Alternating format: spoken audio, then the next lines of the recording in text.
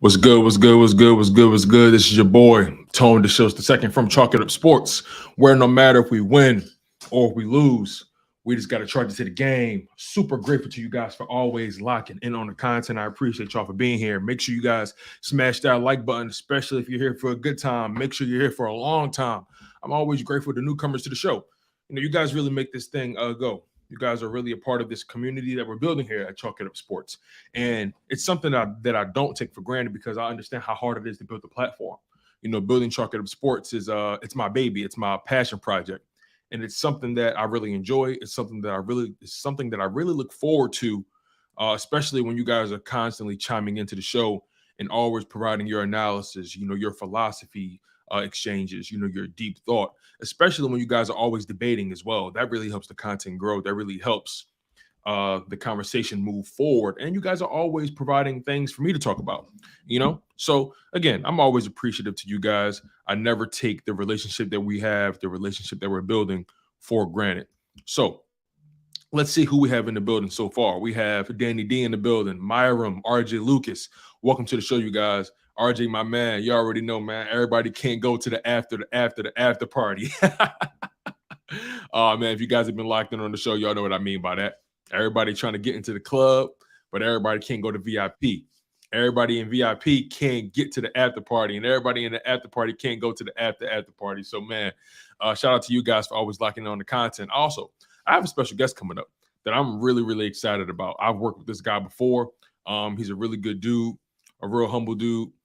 He's actually one of the leading writers, the leading editor in chief when it comes to USA Today that covers the Philadelphia Eagles news, USA Today, man. I want to bring up my guy, Glenn Irby, man. Just an overall good dude. Glenn, man, this is the first time you and I have worked together in this capacity, man. I appreciate you for taking the time out. I know it was last minute.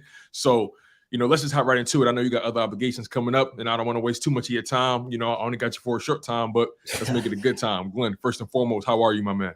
I'm good, man. I appreciate you having me on. That's why I hopped on when you reached out. I've been wanting to get on your show. I love your work, so it was definitely something I had to do, even with the phone call coming up. So I'm ready to. Let's get into it. Sure. Glenn. So obviously the Eagles are going to the Super Bowl, right? Who would have thought? Sure. This has been a long journey. We've been going through about 19, 20 weeks of football. Let's start with the divisional round, right? They beat the New York Giants decidingly. But I want to get your thoughts on some of your observations from that game, and then we're going to transition to the conference championship against the 49ers. So what were some of the key things you noticed from that Giants game? Because a lot of people thought they were going to come in cold, especially having that bye week. Jalen Hurts dealing with the injury, Lane Johnson's injury. So what were some of your overall thoughts and observations from that Giants matchup in the divisional round?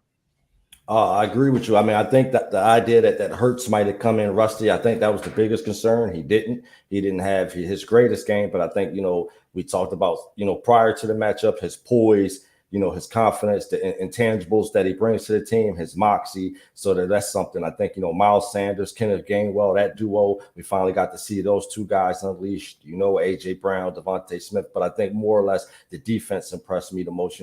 People complain about Jonathan Gannon. They spent 2 years complaining about him. But when he's got his guys, he had them in place. He had them in place up front. He had them in place in the back end. So I think from that standpoint, more or less the defense was the most impressive thing. The offense is going to do what they do. They're going to dictate to the opponent. They're going to pass the ball. They're going to run the pass. They're going to RPO you to death. But I think the defense showing up, getting after Daniel Jones, harassing the Giants, I think that was the most impressive thing for me. If you guys are just locking in, you're locked in on Chalk It Up Sports, where no matter if we win or if we lose, we just got to charge it to the game. As you guys can see, I have a special guest, Glenn Irby, the managing editor of the Eagles Wire with USA Today. If you guys are ever locked in on Eagles news, best and believe you've locked in on Glenn Irby's work, man. So make sure you guys continue to stay locked in on the content. Glenn, you brought up some good points, right? The fact that people thought he'd be rusty with the injury, the fact that they were going to RPO you to death. This Eagles team has just been showing that they've been one of the dominant teams in the NFL, and they're keeping that trend up, right? Beating the Giants 38-7, and then they take that same energy into the NFC Championship. Basically, from a scoring perspective, the score would say they dominated that game. But I think the eye test would tell you that game was a little bit harder fought than the actual scorecard would actually admit, right? So the offense didn't really seem to have a flow earlier on. And it appeared that the coaches just eventually just got back to the basics. And what I took from that coaching staff in that game was something I was worried about, and that was their patience. And I think these past 2 weeks, they've shown us their willingness to be patient and allow the game to come to them and do exactly what they need to do instead of focusing more so on what they want to do. We know Nick Sirianni and those guys want to pass the ball a lot. But I feel like these past couple games, they've leaned heavily on what the strength of this team is. So, what were some of your observations from that NFC Championship? You know, Jalen Hurts going to the Super Bowl. Nobody thought that would ever be a possibility. But again, what were some of your key observations from that 49ers matchup? I think just what you said in terms of, they have the horses up front. So people get caught up in, them wanting to pass. I think that's more about the owner, the GM. Of course, they like to throw for 300-400 yards a game. But I think the one thing that a good offensive coordinator, a good head coach knows is, okay, when everything else is not working, the Eagles can line up and run the ball down the throat of any opponent. And there's not too many teams built defensively that have that special type of core that can stop these guys from doing what they want to do. You see highlights from the game. Mailata's pushing defensive tackles back 7 yards. Kelsey, all of them are athletic. Lane Johnson shutting Nick Bosa down with half a groin. So I think from that standpoint, they can do what they want. I think, watching Hurts and watching where he's come from that 4-game stint he had when Wentz first got benched to now, is unbelievable. I think it's an unbelievable show that, it shows what you could do when you work. It shows what you could do when you regardless of what occupation you're in. When you block out the noise, you put your head down and you work, you can do anything you want. I think his ability to throw passes on the dime now, he's one of the best deep ball throwers in the game. His ability, to check down, to beat defenses with his mind. I think that was the most impressive thing. So I think all in all, they're the best team going into the Super Bowl. And I think you saw Sunday why, in terms of their ability to shut teams down on defense. And when everything else fails, we're just going to run you over. Yeah, you brought up a good point about the offensive line and just how dominant they've been, just the trenches in general, offensive line play and defensive line play. And you can make a strong argument that they have the best combination of offensive line and defensive linemen in the NFL, just based off the sheer production, based off the sheer dominance and physicality that they played the game with, right? I'm curious to hear your perspective on the uniqueness of this offensive line and how they're used, how they're deployed, because they do run a lot of RPO stuff and it requires a lot of patience, decision-making. It requires a lot of reading of the defense, the linebackers, your gaps. It requires a lot of discipline and integrity. So can you just speak on just the difficulty or the level of difficulty this offensive line has played with, right? Because again, a guy like Jalen Hurts, they want to get him moving. They want to make sure he's involved in that running game. They want to be creative with that. And it's not easy. A lot of teams always get caught up with the illegal man downfield. And the Eagles have been victimized by that, but not as much as other teams. And I think that just speaks to the high level of play this offensive line has played with. Lane Johnson, Jason Kelsey, Jordan Mailata, Samalu, Landon Dickerson. And then you throw in Andre Dillard whenever Landon Dickerson may get hurt. So, can you just, expand on just how unique this offensive line is and just how they are the engine of this offense? I mean, it's a dominant group, and I think it's the reason why you'll see a lot of teams take the Howie Roseman approach to building from the outside. I think it's something that's been done since, Joe Banner and Andy Reid were here. But I think from the standpoint of you developed, you got to give Jeff Stoutland University, what they call it, you got to give him credit too, and he probably gets the most credit. You got a left tackle that could be an all-pro, that is really good, that played rugby, massive. Your left guard is a second-year Pro Bowler, could be an all-pro if he was on a different team. We're talking about Landon Dickerson. Your center is a future Hall of Famer. His backup is gonna go 10, 11 years at center once he's done. Your right guard, Sumalo, is solid, would probably be the best offensive lineman on a lot of teams. And then your right tackle is all-world, hasn't given up a sack in 2 or 3 years. And you talk about Dillard and those other guys. So I think it speaks to the amazing job that Stoutland does. And it's a situation where you have 5 top 20 guys on the offensive line. And I'm not sure many franchises can say that. You got, like we said, an all-pro right tackle, best at his position. The centers, top 2 or 3 at his position. The left guard, top 2 or 3 at his position. So I think from that standpoint, it's just an amazing thing to see. And they're going to continue to do that. They're going to continue to build from the outside. And you'll start to see teams start to try to develop that trait. I'm locked in with Glenn Irby from USA Today Eagles Wire. He's one of the best reporting on the Philadelphia Eagles. Always gives you guys the inside scoop. Once again, if you guys ever look up Eagles news in any capacity, 9 times out of 10, you have come across Glenn Irby's work. So make sure you guys smash that like button. Make sure you guys continue to stay engaged in that live chat. You're locked in on Chalk It Up Sports. I'm your guy, Tone DeShields II. Now, Glenn, we talked about how this offensive line just neutralizes guys, right? One of the guys they neutralized was Nick Bosa. And Nick Bosa had moments in that game where he appeared to make a play. But overall, in his playoffs, Nick Bosa has kind of been non-existent, right? Zero sacks. I think he has maybe 1 or 2 quarterback pressures throughout his entire playoff run this year. But most notably in that Eagles game, no sacks. I think 1 quarterback hit or something like that. Pretty much was neutralized by a 70 to 75% Lane Johnson. That says a lot about Lane Johnson. But, Sure. Nick Bosa has been regarded as being the defensive player of the year, leading the league in sacks during the regular season. But, not enough respect has been given to this Eagles defensive line.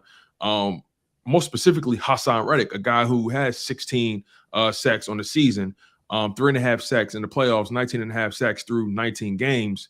You do the math. That's an average of a sack a game. The guy's productive. The guy's playing well above that contract he signed with the Philadelphia Eagles. I'm curious to hear your thoughts on Haason Reddick and just his, how he's been utilized in this defense and just his growth from week 1 up until now. Oh man, I mean he's tough. He's tough as hell. I think it's a situation where when you start to look at the numbers in the contract, we got off easy, and you really can't be mad if come this spring he wants to renegotiate. But I think it's a situation where up front, like we talked about the offensive line up front on defense, they come at you in waves. And I think the addition of Linval Joseph, Sue, and those guys, they allow Reddick, they allow Josh Sweat to do what they want on the outside. But I think from the standpoint of Reddick, I knew he was a really good player. I knew he was a solid pass rusher. I didn't think he was this explosive, this dominant at times. So I think, that we have to give credit to Jonathan Gannon. Early on in the season, he caught flack for, dropping Reddick in coverage, keeping them honest, keeping offensive systems honest, so you can see down the stretch. And that's worked out where you don't know when he's dropping in coverage, and when he is coming off the edge, he's usually lined up against a tight end, or Gannon's catching the offensive guys, out of sync, and you got Reddick one-on-one, and he's just destroying guys. So I think from that standpoint, it was one of the hugest signings in this franchise's history, and we got him on the cheap considering what he's done at this point. Yeah, it was one of the most pivotal signings that we've ever seen, especially in this century when it comes to the Philadelphia Eagles. And, you'll be hard pressed to really dig deep and find a free agent signing that has had this kind of impact this soon in his first stint with the Philadelphia Eagles. Some people will say T.O., but that was short lived. Haason Reddick's only been here for a year. He has 2 more years left on the deal, but Haason Reddick's impact on defense has just been otherworldly. He's been a menace. He's literally wrecked games for opposing teams. And Howie Roseman, I would say, and I'm curious to hear your thoughts on this, right? I would say he deserves a lot of credit for providing the pieces, providing all the tools necessary for Nick Sirianni, Shane Steichen, Jonathan Gannon, Brian Johnson, and all those guys, Jeff Stoutland. I would say he deserves a lot of credit and attention for providing the level of talent to this roster. It's been in my opinion, it's been quite some time. It's been quite some time since we've been able to say in Philadelphia that talent isn't the issue, right? We've always had moments where, we're kind of weak here. How do we stack up against this team? We're really going to have to will ourselves to this win. But throughout the entire season, even in this playoffs, talent was never the conversation. So, again, I'm curious to hear your thoughts on Howie Roseman and, the impact he's had on this team in terms of roster building and just his attention to detail and not allowing team deficiencies to become long-term issues.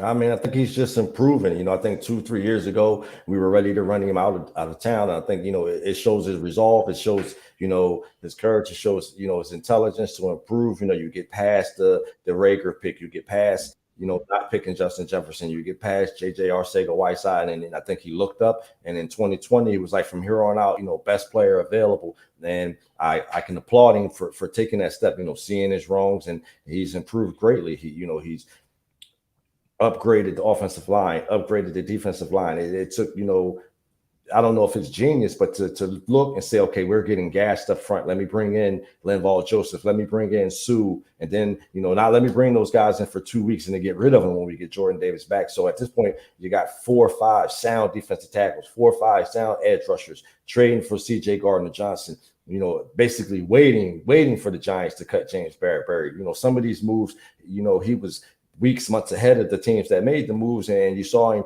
wait for Bradbury to get cut. You saw him wait for the Saints to feel like Gardner-Johnson wasn't valuable enough. So I think from that standpoint, Howie has gone from, a couple of years ago, he was top 5, then he fell off, and now he's back. So I think, his ascension, descension, and then rise back up is something to talk about as well. Yeah, I got a lot of respect for organizations that make mistakes, acknowledge they made the mistake, and then they immediately hit the eject button on that mistake, right? Some organizations like to live in their misery because their ego, their pride is so attached to their draft picks or guys they've signed, or maybe a contract that they believe is maybe something they can't get from under, right? We saw with the Carson Wentz contract that a lot of people thought that was something you can't get away from, but Jeffrey Lurie pushed the button with Howie Roseman and said, hey, look, this guy got to go.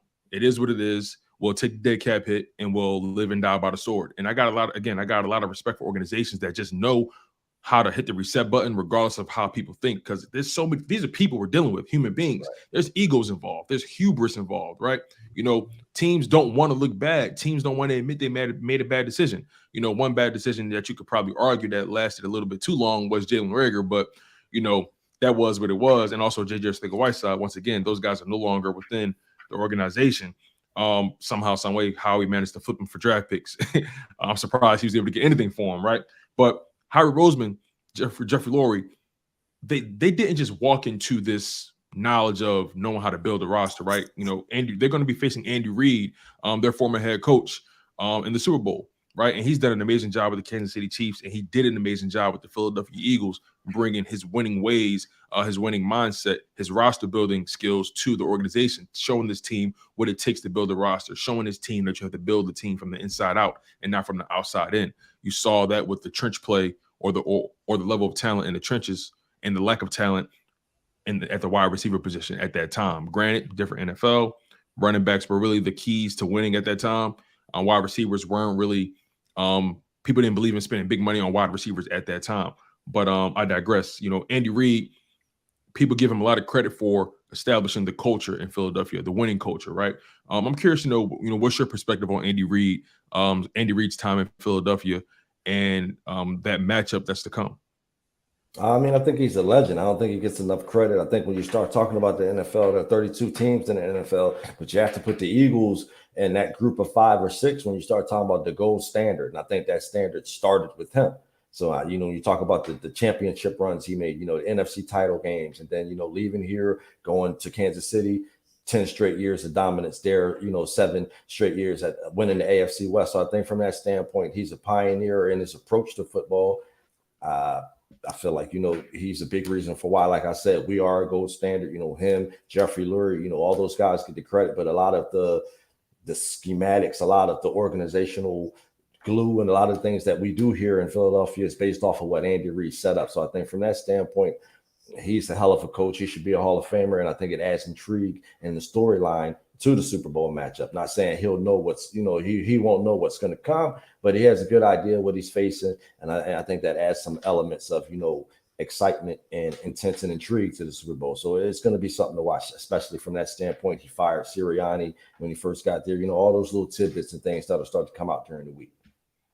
Yeah, that is interesting, right? Now, what do you say to those who say, look, I respect everything Andy Reid has done for this organization. He established a winning culture. He gave us the blueprint and how this thing should be done. He gave us 13, 14 years of relevancy, right? Gave us a stretch of 3, 4, 5 NFC conference championship appearances, 1 championship win, a Super Bowl appearance. What do you say to those people who say, well, I appreciate all that, I'm grateful for that, and I acknowledge everything he's done, but he still didn't bring home the big one. He still didn't bring home the one thing we care about after 14 years of being in Philadelphia. What do you say to those people who approach it from that mindset, who have the respect, have the love for him, but still in the same breath can say or will say, but he still didn't get it done. And it's kind of disappointing. I mean, I think it's happening. You know, you talked about at that point, we really weren't focused on, wide receiver play up until the point we got T.O. That wasn't, necessarily a requirement. Some of his defenses were really good, but they didn't have the cornerback play. So I think from that standpoint, you shouldn't really worry about that. There are 30, like we just said, there are 32 franchises in this league. Some have never been to an AFC or NFC title game. Some have never gone to 4 straight. So there are a lot of things that he did in terms of, McNabb, Vick. Some have never had a black quarterback start. Andy Reid had 2 or 3. So I think from that standpoint, he's a pioneer. He's a big reason why we're thought of the way we are. The organization is thought of the way we are. We're not referred to, the Browns, Cardinals, Lions, or things like that. There are a lot of franchises and fan bases out here that suffer. Andy Reid made it certain so we wouldn't. We went through the Chip Kelly era. We had a couple of down years, but between Andy, Doug, Sirianni, you got that stretch of consistency of winning football. And that's why, again, like we just said, he's probably the biggest reason for why we can sit here 20 years after McNabb was picked and talk about this organization being the gold standard and one of the top 5 over the last, 25 years or so. I can respect that. I feel that. I know you got to get out of here pretty soon for your 11 o'clock radio hit. I have a final question for you, and I think this one is probably going to be the more intriguing conversation that we do have. Once again, you guys are locked in on Chalk It Up Sports, where no matter if we win or if we lose, we just got to charge it to the game. I'm joined by Glenn Irby, the managing editor for USA Today, the Eagles Wire. Once again, if you guys lock in on any kind of Eagles news, if you found it anywhere, if you Google Eagles news, you're going to see USA Today, Eagles Wire. You're going to see Glenn Irby's name. He's one of the most active guys out here doing his thing, man. One of the only brothers that I know that's really locked in. So again, gotta appreciate him, and I appreciate him for taking the time for being on the platform. So let's end it on this note. Jalen Hurts, after he won the NFC Championship, he, just making it to this point in his career, no one saw this coming. Like we all can attest to. But in his post-game press conference, he kind of called out those who didn't really want him here. Right? He spoke on how maybe people didn't understand it then, but maybe and hopefully they understand it now, right? So what was your thoughts on Jalen Hurts making note of the people who kind of didn't want him here? Now, he didn't call out names. He didn't say anything specific, but he just indicated there was probably people who really didn't want him here. And I think we could probably all read between the lines as far as maybe the fan base, maybe Carson Wentz at that time, maybe the organization was split. We've all seen that moment when the Eagles drafted Milton Williams and Tom Donahue and Howie Roseman weren't really on the same page with that. Howie Roseman tried to give him a fist bump. Tim Donahue wasn't really with that, right? So we know this organization can be potentially split on certain players and certain decisions. So what was your thoughts on Jalen Hurts' post-game press conference and his comments about how maybe a lot of people didn't want him here? I mean, he was honest, and I think as he gets comfortable and he starts to, win some accolades, he's just letting you know. I think, we'd be lying. We wouldn't be keeping it a buck, as we say in the city, if we didn't admit that 90 to 95% of the people when that pick was made was like, what the hell, and it wasn't really based off of any deficiencies he had. It was just a situation where Wentz had just got a new deal, had just led the team to the playoffs. And we we got holes. We need wide receivers. We need other things while we're drafting a quarterback. So from that standpoint, he's keeping it a buck. So, I mean, we talk about receipts and everything like that. You can go back and find people, that tweeted or like, what the hell, or, he can't throw and all these things. So from there, I think he was just, when he's, you hear him talk about not eating the rat poison and things like that. He was just jabbing back a little bit. He's an MVP candidate. He's an all-pro. He's about to be a $40 million quarterback. So I think at this point, he's finding the space to say and do things because this is his city. So regardless of, someone's going to pay him. So even if Howie Roseman doesn't want to, someone's going to give him the money. So I think you're just seeing the personality. You're seeing some of that swagger come out, some of that moxie, and he's just letting y'all know. When he's at the point now where he can put people on notice and let them know. Hey, listen, we all seen Jerry Maguire, right? Show me the money. And Jalen Hurts had one of those seasons that you can't bat an eye at, right? Second team All Pro, potential MVP, NFC Championship winner, Super Bowl berth. This season just can't get any better, right? Records broken all over the board on defense, offense. This arguably may go down as one of the best Eagles teams in the franchise's history if they actually happen to win it all. But Glenn, man, once again, I appreciate you so much for taking the time, especially on short notice, to kick it with me, talk some Eagles talk, provide your insight, and just provide your wisdom and knowledge to the people. Because again, I feel like you're one of the guys that's plugged in. You're someone that I respect in this game. doing your thing for Eagles Wire USA Today. Once again, I appreciate your time, my guy, and I definitely look forward to bringing you back on the channel, man, so we can talk some more football. Oh, whenever, man. You know, already know I rocks with you. You know, I respect you. That's why I hopped on. I just wanted to cut my hair, but other than that, the minute you No, you said all good. link, Listen. I was Every coming. now and again, I gotta trim the mustache. I feel you to make Right. sure things don't get a little scruff. So I feel you, my man. I appreciate you. Yeah, I definitely appreciate you looking out for me. Some of the back channel conversations we had, the advice and all that. So anytime you need me on, I'm on. Hey, Glenn, I appreciate you, man. You take care. You enjoy the rest of the day, my man. Same, and Tone, no birds. Definitely fly, Eagles fly. Yes, sir. Hey, man, you guys heard it here first, man. Shout out to my guy, Glenn Irby, for coming in on the channel. Like I said, man, he's one of the most plugged in guys in this Eagles thing, covering the Philadelphia Eagles for USA Today. The actual publication is the Eagles Wire USA Today. So anytime you guys look up any sort of Eagles news, 9 times out of 10, you're going to see the Eagles Wire. With Glenn Irby's writing and his work, and he does an amazing job. And I'm just grateful for him to coming on to the channel. Man, you guys have been spectacular, man. We got 48 people in this live stream. I appreciate y'all so much. Don't worry, I'm not going nowhere. I'm not going anywhere. I'm staying here right with y'all. I'm AB, Arthur Brown. I ain't going nowhere just yet. I'm here. I'm rocking. You know, I just wanted to knock out that interview with Glenn because again, he does amazing work. And I wanted to pick his brand about his observations with this Philadelphia Eagles team in the playoffs. And, you know, I brought up some talking points for him that I really want to address with you guys because, you know, I know we get passionate on this channel. And obviously, you guys know I am a strong supporter of the Philadelphia Eagles, but I never want to allow that to skew my objectivity. I never want to allow that to throw off the way I look at this game. And I always want to get different perspectives whenever I can to challenge my thought process, right? One thing that we talked about with him was the Andy Reid narrative about how Andy Reid deserves a lot more respect than what he's been given in this city. And let me speak from my own perspective, right? I was born in 1994. I was raised in a Philadelphia Eagles family. My dad was born in 1972. My dad just celebrated his 51st birthday on Wednesday last week. So I was raised in this thing, right? My mom is an Eagles fan. My brothers are Eagles fans. My entire family, for the most part, are Eagles fans. If you're not an Eagles fan, then 9 times out of 10, we don't know you. But I say that in jest. The bottom line is, you know, I was born in '94, and I was raised on the Eagles. And my dad had to live through a lot of mediocrity with the Philadelphia Eagles. There were moments when the Philadelphia Eagles flashed in the 80s and in the 90s, right? And in the 70s. There were moments, but the Eagles never really had that high level of consistent winning in the 70s, 80s, 90s, even prior to that. I know they had plenty of NFL championships. I know they had plenty of championships on the resume prior to the Super Bowl era. But entering the Super Bowl era, no Super Bowls, and that's the thing we kind of acknowledge, right? I know a lot of the OGs want to make sure we put respect on the previous championships won with those guys like Chet Bednarik and so on and so forth.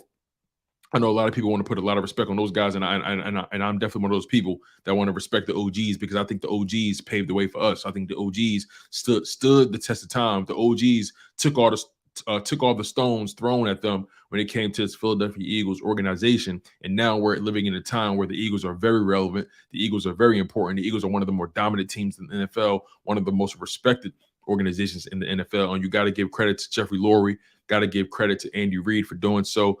Got to give credit to guys like Joe Banner, Howie Roseman, Jeff Stoutland, Nick Sirianni, Donovan McNabb, Randall Cunningham, guys like Seth Joyner, Reggie White, Jerome Brown, Urban Fryer. You know, you got to give a lot of credit to the OGs, right? And I know I didn't say a lot of names, right? Brian Dawkins, Brian Westbrook, you know what I'm saying? Jeremiah Trotter, Trent Cole. You know, I can go on and on with the names, but the bottom line is a path was set in this city.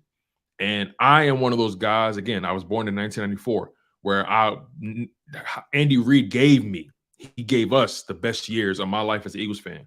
And then obviously we won the Super Bowl with Doug Peterson, so on and so forth. That was the greatest moment of my life. But Andy Reid gave us a blueprint. He gave us a foundation that I will never, ever take away from him, right? You can make an argument without that foundation. Where would we be today? Would we be like the Browns? You know, would we be like the Houston Texans? Would we be like the Jacksonville Jaguars? It's something to really think about, right? So we do got to give credit where credit is due. Now that I've said all that, Andy Reid was with the Philadelphia Eagles for 13 or 14 years, something like that, give or take. And he couldn't get us one Super Bowl win with all that talent that he had, all those opportunities. Now, again, the Eagles never really had wide receiver talent on a consistent basis. The Eagles aren't really known for their wide receiver talent. We've had some guys, D-Jack, Macklin. We had Terrell Owens for a short time.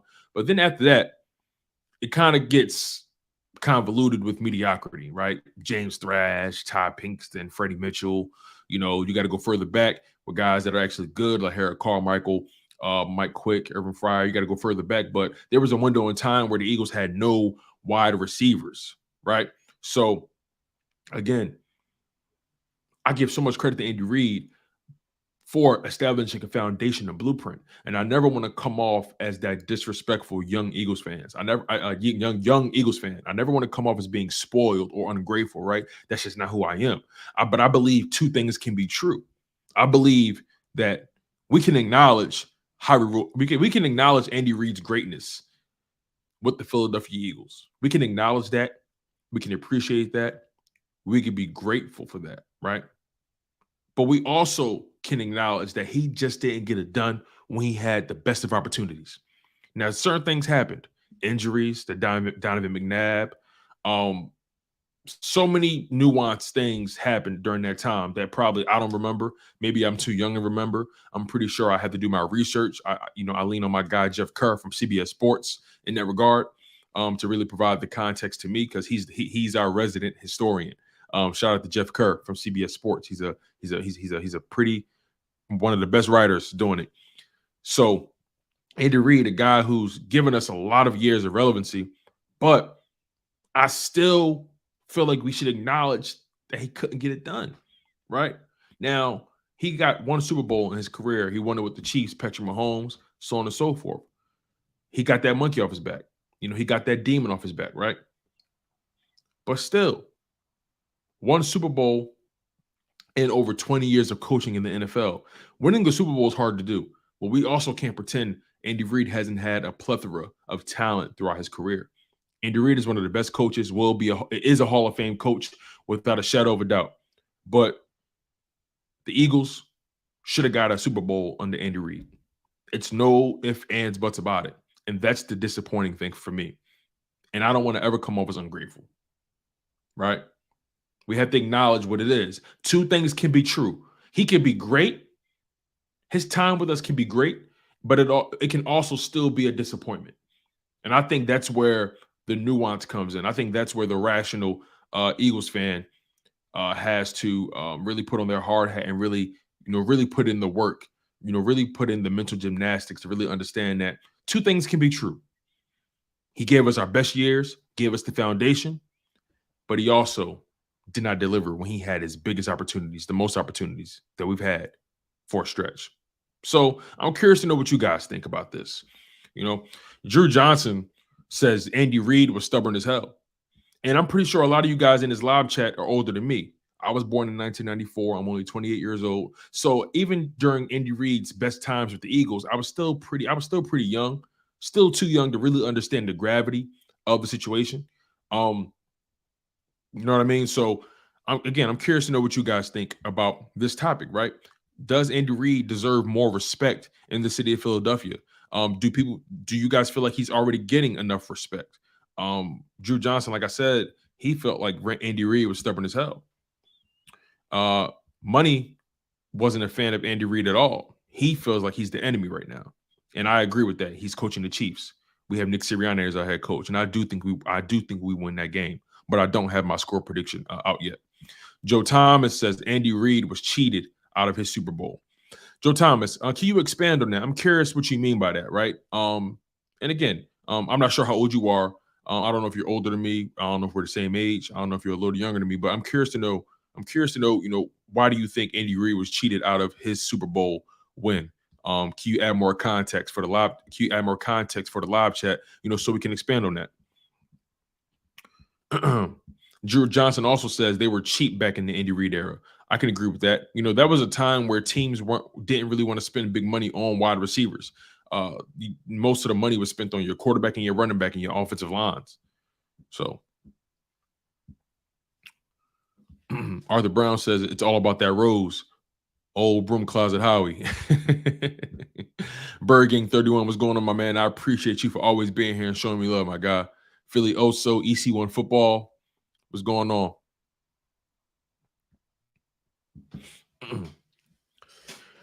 Money says people respect Andy, but I don't think people have a strong dislike for him.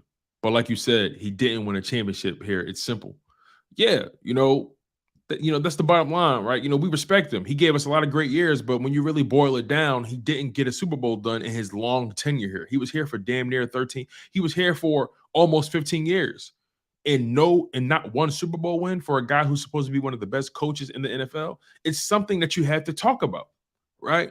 Like we can't be so blinded by it. I understand he gave us the most relevant years, the most consistency we've ever had. It's true. I'm not taking that away, but he didn't get it done when it mattered most, and it's something to say about that, right? It's a conversation, right? Chris Scott, he says, Tone, I'm 52, and Andy Reid was a great coach. Andy's problem was not believing wide receivers were super important. It was the reason we didn't win more Super Bowls. I think you're on to something, Chris. I think it took the NFL a long time to even accept the fact, not just Andy Reid, but I also think it took the NFL a long time for them to really accept the value or appreciate the value of having wide receivers. Like this is like wide receivers getting getting these big contracts as we're seeing now, the Tyreek Hills, the DeAndre Hopkins, the Mike Williams and Keenan Allen and AJ Brown, the Stephon Diggs, so on and so forth. All these wide receivers getting these big contracts is fairly new. So, I think teams are finally starting to understand that you get your young quarterback, a reliable wide receiver, a big name wide receiver, his game is going to elevate. Josh Allen and Stephon Diggs, that's a really big example. Kyler Murray and DeAndre Hopkins, when DeAndre Hopkins got there, Kyler Murray had one of his best years. Drew Johnson says, I'm 42 years old and I have mixed feelings for Reid. Joe Thomas says, it was right before the height of Patriot cheating. It was right before the height of the Patriot cheating scandal. Patriots got caught recording our Super Bowl practices. Wow. Doco Green, he says, to piggyback off of what your guest speaker stated, I believe Dick Vermeil turned the Eagles into a winning team and culture. It fell off and Andy Reid reestablished it. That's a good point, Delco Green. And Delco Green, I'm assuming you were OG in this thing. I'm assuming you've been an Eagles fan for well over I've been alive, right? I'm 28 years old. Based off your comment, I'm just going to naturally assume that you were OG in this thing. But you brought up a very, very good point. Did Dick Vermeil establish the winning culture first, and then we lost it, and then Andy Reid reestablished it? Is that something that we have to acknowledge as well? Do we give Dick Vermeil enough credit? I don't know. It's definitely something to consider. Definitely something to consider, Delco. I really see. This is why I love talking to you guys about these kind of concepts, because what you do is you invoke thought, not just amongst the chat, but you guys pique my fancy, right? You guys challenge my thought process and processes and make me think about the game in a way that I didn't think about it, right? And I rely on the OGs to provide context to experiences that I may not have had. So this is good. This is good. This is a good conversation that we're having, right? But I want to transition. To another topic, if you guys don't mind. We touched on it briefly, and I know you guys saw the thumbnail about Jalen Hurts and his post-game press conference after they won the NFC Championship, and he kind of called out some people, right? He wasn't disrespectful. But he did have some things to say. He had some things to say about his journey with the Philadelphia Eagles and his time here at the beginning. These were his exact words after securing the NFC Championship and his first appearance in the Super Bowl. He says, my first year here, people probably didn't even want me to be drafted here. It was probably one of those things, but it also handles itself. It was a big surprise to many. My favorite Bible verse, I went through a lot of stuff in college and it kind of stuck with me. John chapter 13, verse 7. You may not know now, but later you'll understand. And hopefully people understand now. You know, that's powerful words. Those are powerful words because let's be honest about it. When Jalen Hurts was drafted to the Philadelphia Eagles, a lot of us were lost. A lot of us were confused. A lot of us didn't really understand the thought process behind the draft pick, especially drafting a quarterback that high, right? A second-round draft pick, you just paid your star quarterback in Carson Wentz a lot of money to be the guy, yet you draft a quarterback in the second round. Now, let's add some context to that, right? Every playoff run during Carson Wentz's tenure, he wasn't available for. He wasn't available during the Super Bowl season. He wasn't available the following year when Nick Foles had to come in and got us to the divisional round and we lost to the Saints. And he wasn't there the following year where we got to the wild card round, lost to the Seahawks. Now, Carson Wentz did start the game, but he was only there for a few plays and he got knocked out with a concussion. So Carson Wentz arguably was not available for 3 playoff runs in a row. And the third time was the charm for Howie Roseman and the Eagles organization. What did they say to themselves? We have all this talent, so we think we paid this guy, and he can't stay on the field. We had Josh McCown in that game. He tore his hamstring off the bone, and we still could have won that game. So Howie Roseman looked at it like this. We were that close. Were we just a young quarterback away? Were we just a solid backup away from winning that game? If we would have won that game, Carson Wentz probably would have been able to play in the divisional round, and maybe we could have made a deeper run, right? Maybe. It's something to think about.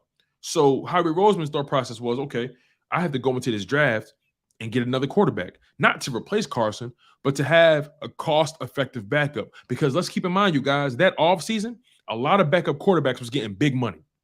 I think Andy Dalton got a lot of money from the Cowboys at that time, if I'm not mistaken.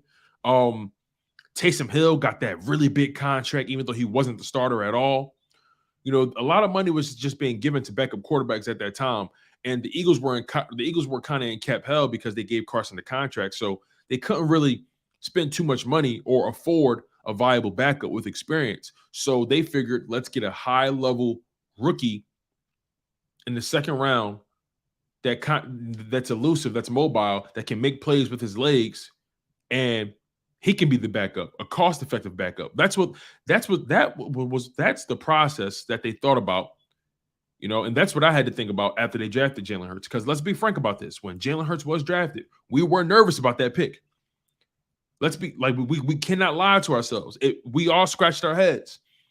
Some people were pissed off. I wasn't pissed off, but I was curious what their thinking process was, you know, because when we drafted Jalen Hurts, I bought his merch. The moment he got to Philly, I bought his Bleacher Report merch. Remember at that time, Bleacher Report, and I don't know if you guys are familiar with this, but Bleacher Report came out with, where every draft class, every year during the draft, they come out with merch for the top players in the draft or the most notable guys in the draft class, right? You know, I think Chase Young has some merch and all that kind of stuff. CeeDee Lamb and Justin Jefferson and so on and so forth. Jalen Hurts was another guy that had merch. Tua Tagovailoa, Herbert, you know, Burrow. You know, that entire draft class had merch with Bleacher Report. And when we drafted Jalen Hurts, that same night, I bought his merch from Bleacher Report. So I was already going to support the guy because he was a Philadelphia Eagle. Was I curious? Did I scratch my head about the draft pick? Hell yeah. But what's done is done. And I accepted it. And I thought about it on a grander scale, whereas the backup quarterback market was very, very nasty at that time. Taysom Hill got a huge contract for being a utility guy. So that kind of reset the market for backup quarterbacks. And the Eagles just couldn't afford to spend $10 million on a backup quarterback. They didn't want to do that. So they drafted Jalen Hurts to be a cost-effective backup, and that's what it was. But Carson Wentz couldn't live with that. Carson Wentz couldn't live with the result of having a guy like that. And I think that's what Jalen Hurts is talking about guys not wanting him here. Remember, even though Carson Wentz was polarizing in that locker room, he still had a lot of people that rocked with him. He had a lot of OGs that rocked with him, right? So Jalen Hurts had to win that locker room over. And he acknowledged that some people didn't even want me here. And maybe at that time they didn't understand, but hopefully they understand now. And a lot of people do understand now. Jalen Hurts has the Philadelphia Eagles in their second Super Bowl appearance in 5 years. 5 years. That's pretty good. And you got to give credit where credit is due. Howie Roseman built the roster. Nick Sirianni, Shane Steichen, Jonathan Gannon, Brian Johnson, the entire staff, they executed. You know what I'm saying? They did their thing with the roster. They put all the pieces into play.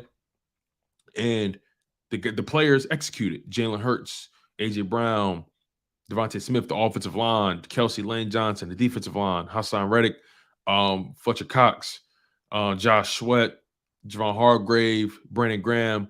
This entire team executed at the end of the day, right? So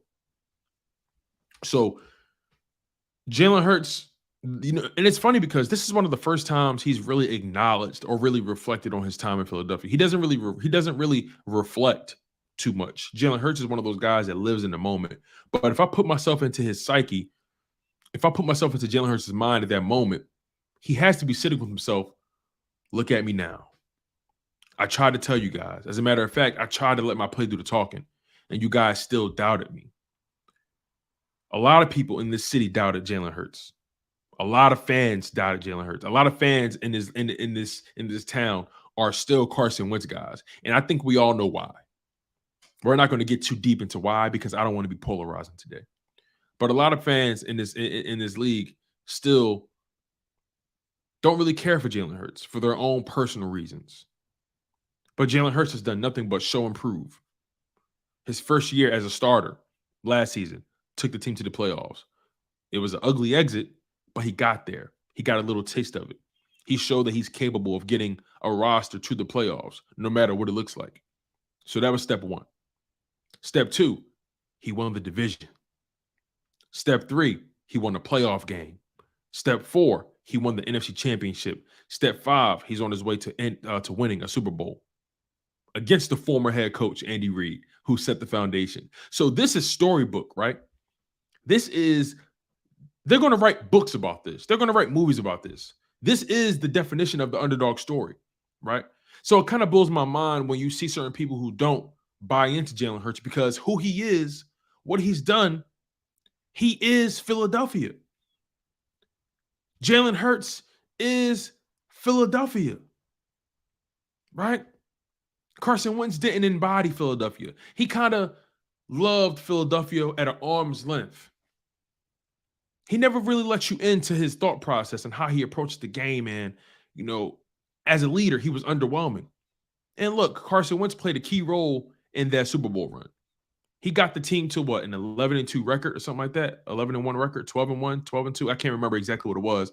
But he had the Philadelphia Eagles in position to win the number one seed. But keep in mind, Nick Foles did have to seal the deal. The Minnesota Vikings was hot on our tail. As a matter of fact, I think it was a three-way tie between the Vikings and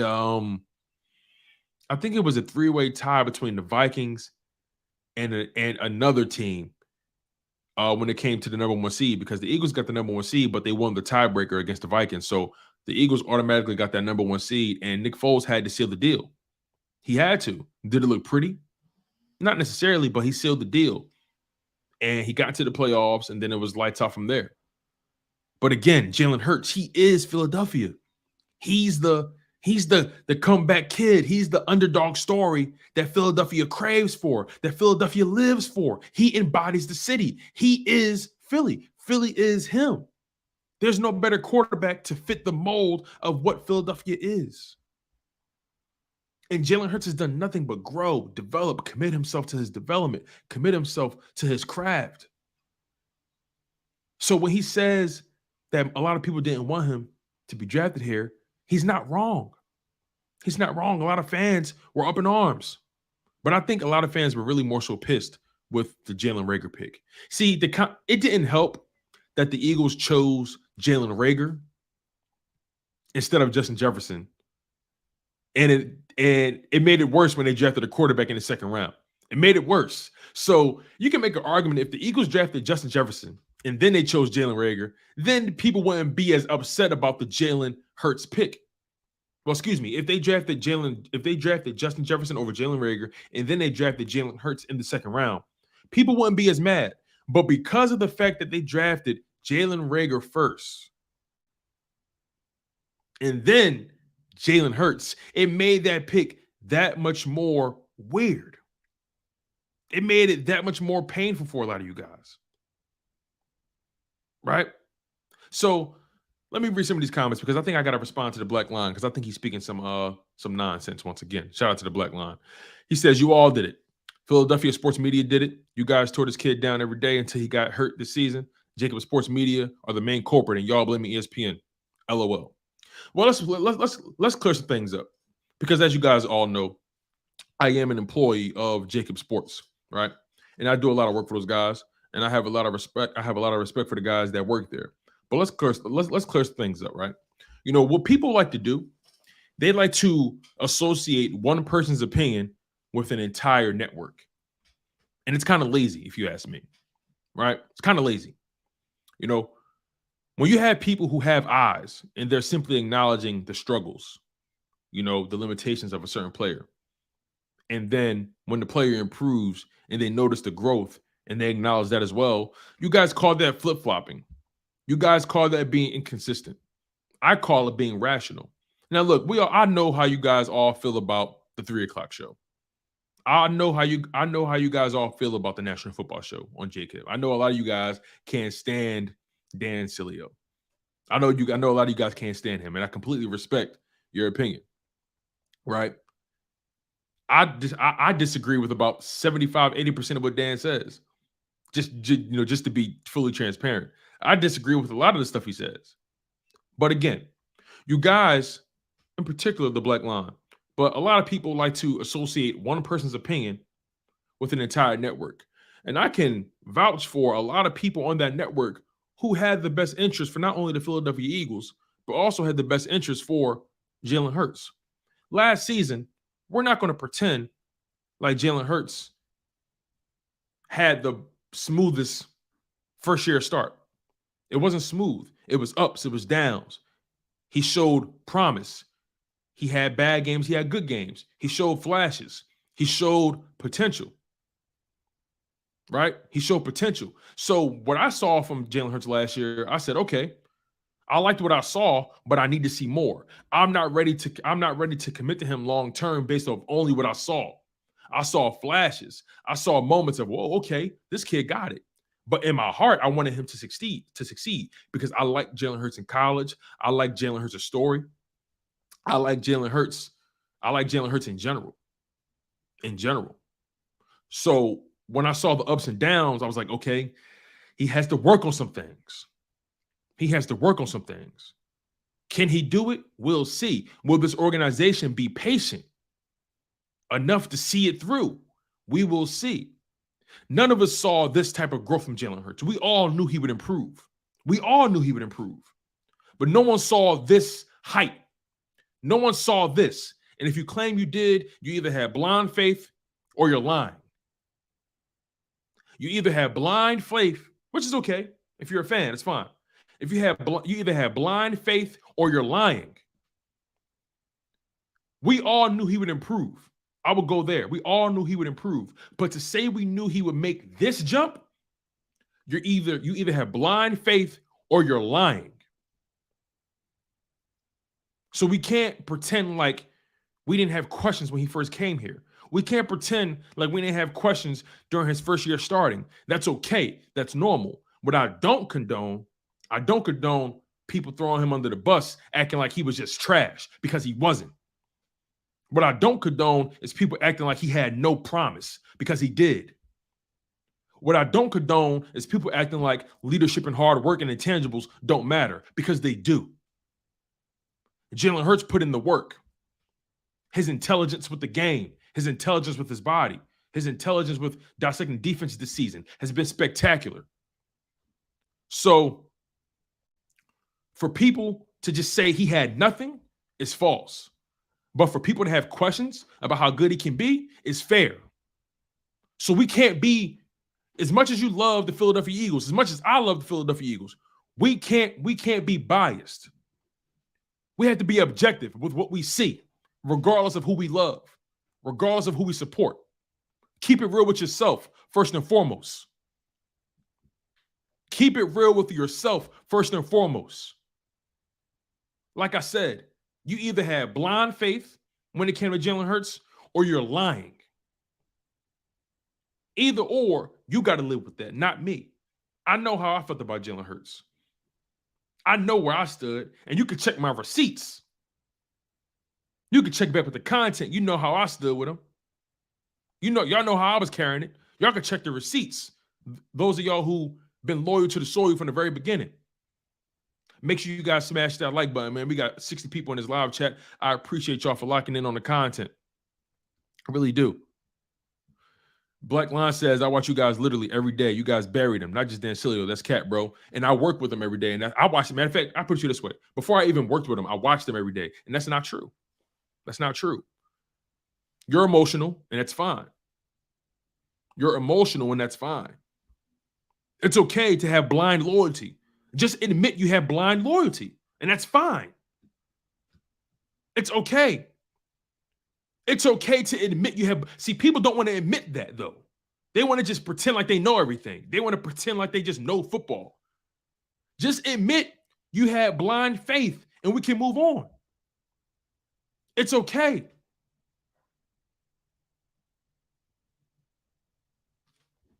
Black Line says, look it up. I came on your show 2 years ago and said bro was on the same trajectory as Russell Wilson or Randall Cunningham. It was you and Joey Shakes. What do you mean it was me and Joey Shakes? Help me understand. What do you mean it was me and Joey Shakes? I don't understand what you mean by that. But I do remember what you said about like I said, you were one of the people who want credit. You gotta watch out for guys like this, right? The Black Line wants credit for having blind faith. That's what he wants. He wants credit for having blind faith. And that's okay. Just admit you had blind faith. Just admit you wanted him to win. And look, I wanted Jalen Hurts to succeed, but I am someone who talks about football on a daily basis. I can't just be a fan every moment. I have to be objective. I have to acknowledge what my eyes are seeing. I have to acknowledge in that Cowboys game last season, he did not look good. He did not look comfortable, right? I also have to acknowledge last season in that Denver Broncos game, he had one of his best passing performances of the season. I have to acknowledge that. I have to acknowledge that in that Giants game last year where he threw 3 picks, he did not look good. That was his worst game of his career. But I also have to acknowledge that in that Saints game, he went off and did his thing. So we have to be transparent with ourselves. We have to be honest. We have to be honest.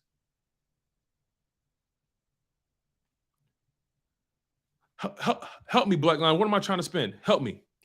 Help me, because you're here and now you got my attention. What am I trying to spend? What am I trying to spend? I'm trying to be intellectually honest. Unlike you, my friend. I'm trying to be intellectually honest. I'm trying to be transparent with the people who rock with me. You see, that's what people respect about me the most, my transparency. How real I keep it. Right? I put time into this every single day. And Danny D, you're absolutely right. He had no weapons last year. He had Devontae Smith, Dallas Goedert, and then it was everybody else, right? A.J. Brown definitely helped take that offense to another level. You know, Devontae Smith was a rookie, still developing. So we can't really put too much pressure on him. You know, we can't act like Quez Watkins is really a number 2. Quez Watkins is really a number 3 borderline. Miles Sanders had a down year last year. You know, it was a rookie head coach. Everybody was still trying to get acclimated to each other. It was a new year for everybody. So again, I don't put too much stock into last year. I don't think last season defines him in any way.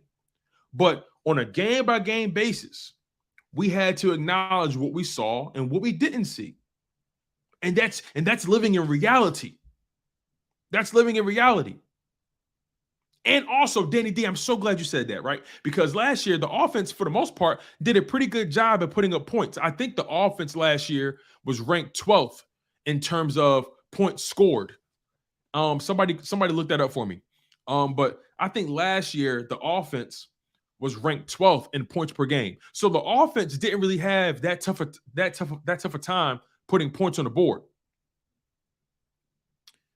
He didn't have that hard of a time putting points on the board. Right? He didn't have that hard of a time. The issue was the defense. The defense was not stopping anybody. And that made it hard for Jalen Hurts. So that's a good point, Danny D. The Black Line says, y'all picked us to win 4 games last year, and he carried us to the playoffs, and y'all poo-pooed that too. Y'all are all frauds. So all right, 2 things, right? One, you're lying. I didn't pick us to win 4 games last year. I'm an Eagles fan. I would never pick us to win 4 games in any season. I'd never pick us to win 4 games. Never. That's just a lie. Flat out. But I see you getting off on attention. So I'll put it to you this way, right? If we're frauds, why are you here? Like everybody else in the live chat, let me know. If I'm such a fraud, why is he here? Help me understand the process that you're going through right now. Everybody that watched me last year know damn well I ain't picked the Eagles to win 4 games. That's a lie. That's a lie. As a matter of fact, I think I had the Eagles winning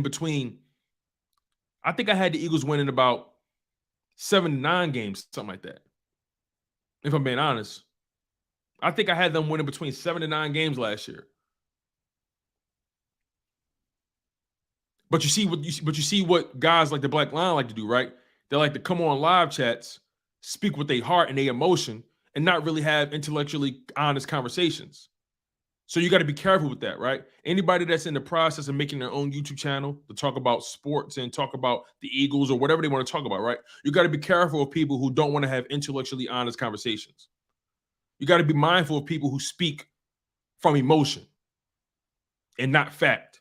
You got to be mindful of those people. So the Black Line had my attention for the past 10 to 15 minutes, and we'll live with that. He said, I'm here because Laura Brunson ain't on yet. So I guess I'm part of your day, right? I'm part of your morning routine. I'm part of your coffee. You know what I'm saying?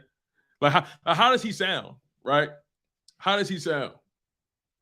Like that's crazy. That sounds intellectually lazy. That sounds borderline. Matter of fact, I can't use that word because my wife will kill me if I use that word. That sounds ill-advised. If I believe someone is a fraud, if I believe someone doesn't make sense when they speak, I don't consume their content in any way. Right?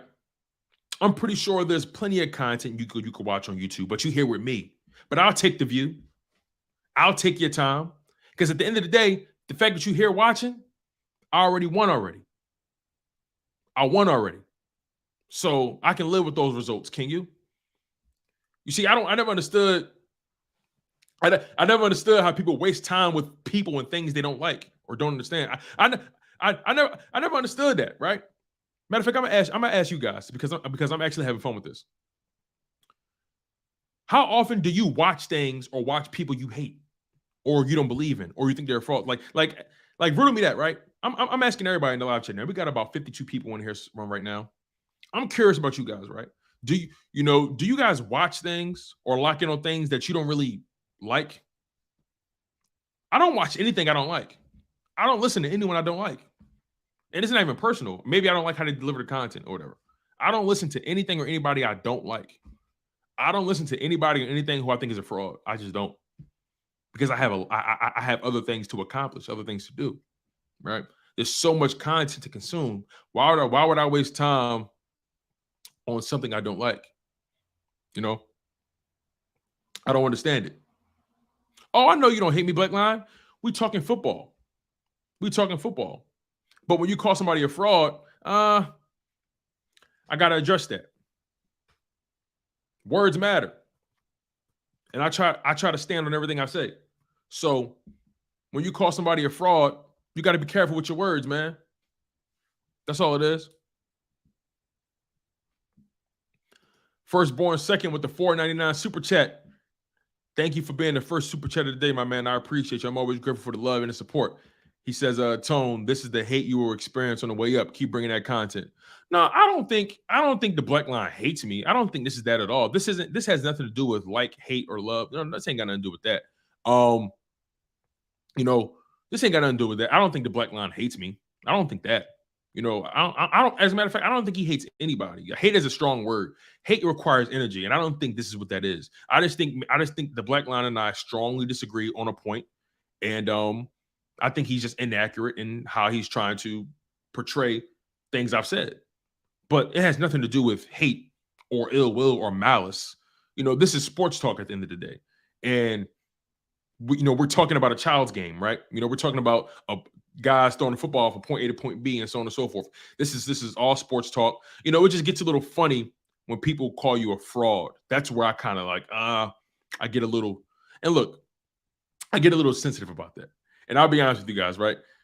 As you guys watch my content a lot, I'm a passionate guy, as you guys already know. I'm passionate. I get emotional. I get sensitive. That's who I am. That's who I am. And Black Line, you know what? Look, listen, bro, all jokes aside, it's really love for because you really are a contributor of this channel, right? And I put it to you this way. You contributing to this channel added to the content, right? So we're definitely good. And I got a lot of respect for you because you stand on what you say. And all I can do is respect someone who stands on what they say. So the Black Line, trust me, if it came off that I was upset or angry, I do apologize for that. I don't have any ego in this thing. I don't want to be prideful in this content creation. I don't want to be. I don't want to get prideful in this thing. I want to speak fairly. I want to address concerns or anything we may disagree about. But I am who I am. You are who you are, and ultimately, it's nothing but respect for you, the Black Line. Truly, I want you to understand that it's really nothing but respect. So I appreciate you, but also I appreciate Firstborn Second for showing love with the $4.99 super chat, my man. I really do appreciate that, man. It means a lot to me. It means a lot to me, man. So yeah, overall, I think we all can say Jalen Hurts has proven a lot of people wrong. I think we all can agree on that. And I think we all can agree that we all want Jalen Hurts to be the best version of himself. We want Jalen Hurts to be the best quarterback in Eagles history. We all want that. We all want that, man, for a fact. No, don't worry. DM Oheim, it's not hate. It's not hate. Trust me. The Black Line is not hating. I'm telling you, he's not hating. We're just disagreeing. That's all it was. That's all it was. The fact that me and him is able to have this discourse and be able to say, you know what? I agree to disagree. Hey, my fault if I said this, my fault if I said that. The fact that we're able to have that kind of conversation means that we're already progressing as a people, Ohan. So don't stress about it, man. It's all love. Trust me. I love each and every one of y'all. I got homies to this day that I tell them I love them, and they kind of scratch their head a little bit. I don't know if guys not used to being heard or not being told that I love you. I tell everybody, yo, I love you, friends, people I connect with, whatever it is, family. I spread love, even if we disagree, even if we agree to disagree, even if we disagree to agree, whatever it is, ultimately, this is sports talk, and I really had fun with this thing, and I appreciate y'all for being a part of this journey, man. This is all fun, but the Eagles are in the Super Bowl. Let's try to shift the gears, right? The Eagles are in the Super Bowl, y'all. Let's really sit with that for a second. Nikita Monroe, what's up, baby girl? Nikita Monroe, welcome to the show.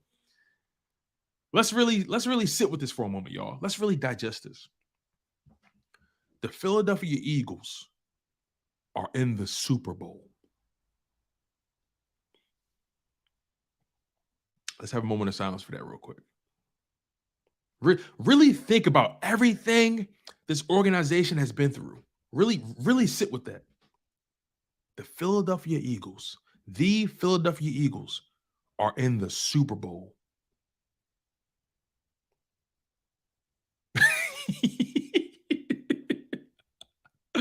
Yo, man, we going to see Rihanna, baby. Oh man, y'all funny as hell. The Eagles will be facing Jalen Hurts. Jalen Alexander Hurts will face Patrick Mahomes in the Super Bowl. Who would have thought? Wow. What a time to be alive, right? What a time. What a time to be alive. But, you know, man, so much to be grateful for, so much to look forward to. And once again, man, this is something you can't make up. And you know what? I don't care what no one says, right? Nothing about this Super Bowl run is fluky. Nothing about this run for the Philadelphia Eagles screams fraudulent. Nothing about it. We've been legitimate since day one. Since day one. And Danny D, you are so right. Without Jalen Alexander Hurts, we would not be here. Without Timothy Hurts, we would not be here. Without Rare Breed, the Rare Breed, we would not be here. Jalen Hurts is the engine of this offense. He is the pulse of this offense. He is the heartbeat of this offense. He is the heartbeat of this team.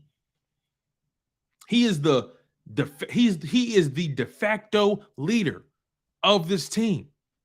They go as he goes. And if he believes, they believe. And it's straight like that, man. I'm going to get out of here. I'm your humble host, Tone DeShields II from Chalk It Up Sports, where no matter if we win or if we lose, we just got to charge it to the game. One love, stay humble, stay healthy, and most importantly, stay hungry, you guys, and fly Eagles fly. And I'll see you guys in the Super Bowl, baby. Let's get it.